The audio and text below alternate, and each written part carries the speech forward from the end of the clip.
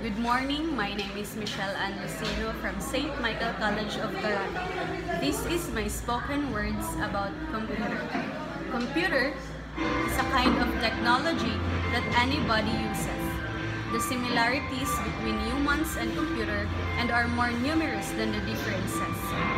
But you can do better design with a computer, but you can speed up your work enormously. Sa panahon ngayon, computer ay ginagamitan ng hindi tama.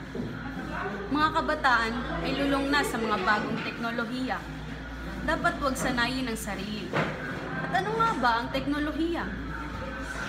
Halimbawa, ang computer ay may mga aplikasyon na may iba't ibang ginagamitan ng tao, gaya ng Facebook, Instagram, Twitter, YouTube, at iba pa.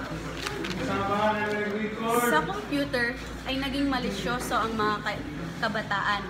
Sa isang social media, naging wild na sila at hindi alam ang kinalalagyan. Bakit ba't naimbento ang computer kung kasamaan lang naman ang nangingibabaw?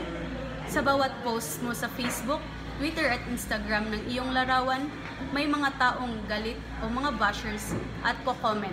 Parang kaibigan mo, kahit anong magandang katangian ang iyong ipakita, may mga taong kakaliwa sa iyo. At tama ba na may computer ang mundo? Sa pagkakaalam ko, computer ay masama talaga. Kung computer lang naman ang ginagamitan ng tama, sarili ay mapapalayo sa trahedya. Parang pag-ibig. Kung sa'yo na walang humpay na aking inilagay, sa utak at sa puso ang gawa. Meron pa, computer gamit ang social media, ay pinupuri ang sarili na sila'y famous.